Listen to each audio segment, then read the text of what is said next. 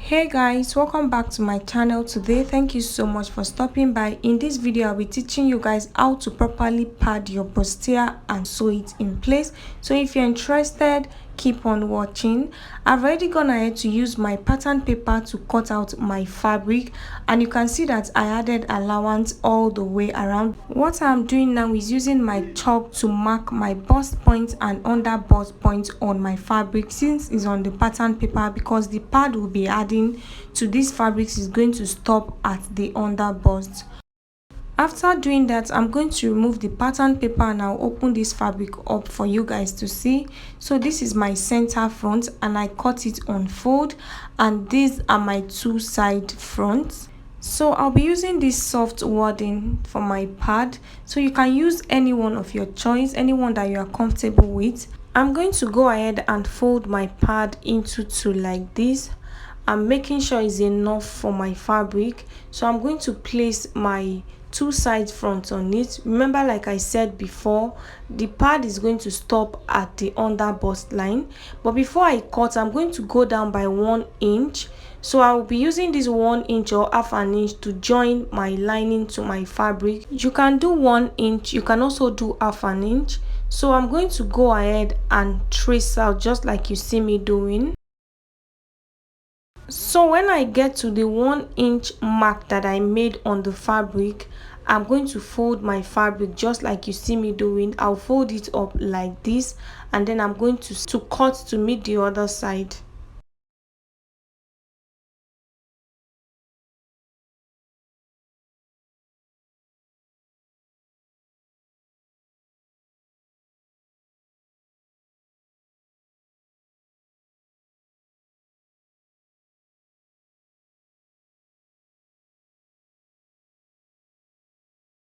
After cutting, this is what I have. You can see my 1 inch allowance on the up, and you can see that the wadding stopped at the under bust. So I'll go ahead and cut out the center front. I'm still going to go down by 1 inch just like I did for the two side fronts, and I'm going to place it like this on fold on my wadding, and I'll go ahead and cut.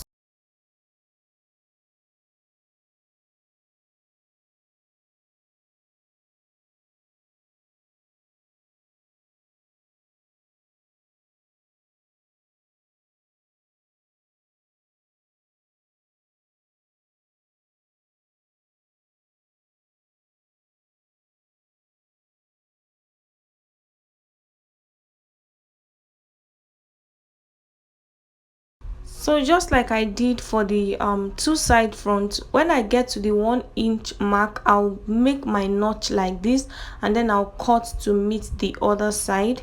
So after cutting, I'll open it up for you guys to see.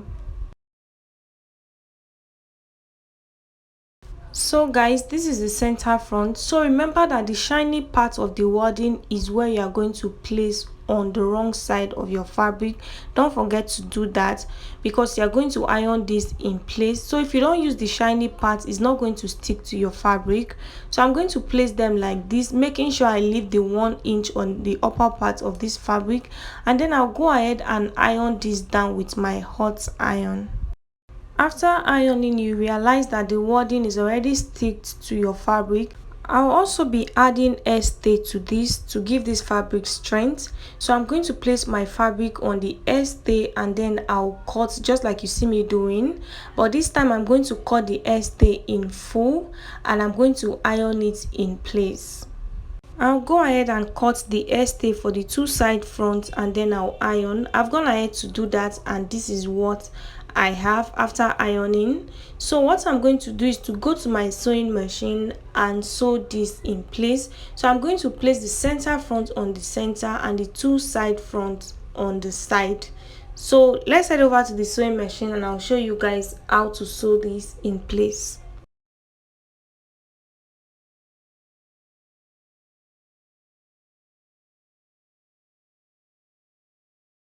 So guys, this is my center front. I'll turn it around like this so the upper part is facing me. I'm going to bring one of the side front and I'll place it on it like this. I'm sewing from the down for this one, and I want to take in my half an inch seam allowance that I left while I was using my pattern paper to cut this out. So I'll be working with my chalk and my tape. So I'm going to go ahead and back stitch, and then I'll start sewing, making sure I am taking in the half an inch allowance. So as I sew, I'll take the measurements, I'll mark it, and I'll keep sewing. So remember that when you are sewing, you are going to be following the shape that you have on your fabric. So you can see we are getting to that point that have that curvy effect. So I'm going to make sure I follow it, and don't forget to take in your seam allowance so that by the time you are done sewing, it's not going to come out looking funny. So just look at what I'm doing carefully and take your time to do it.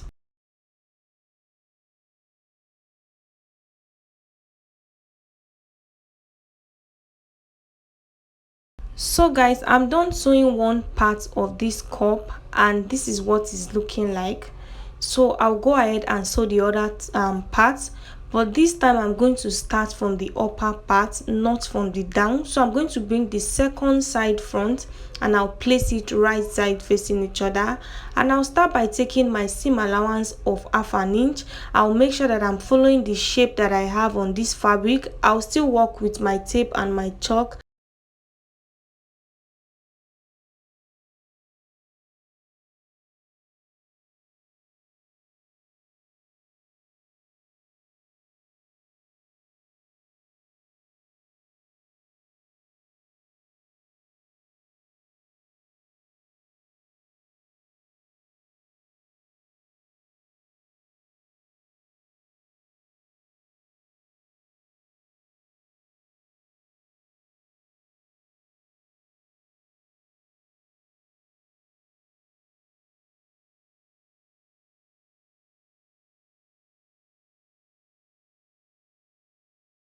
So guys, I'm done sewing and this is what it looks like.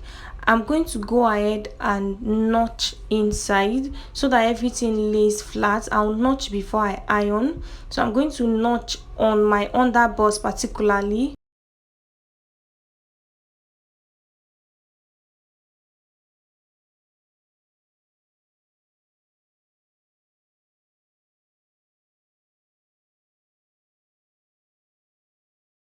So with the help of my tailor's arm, I'm going to iron this in place. So if you don't have a tailor arm, I have a tutorial on how to make one for yourself. I'm going to drop the link in the comment section. I'll go ahead and place it like this on my tailor's arm, and I'll open the seam area, the seam allowance. So I'm going to iron it flat. After ironing the seam allowance, I'm also going to turn it to the right side and I'll iron the pad area in place.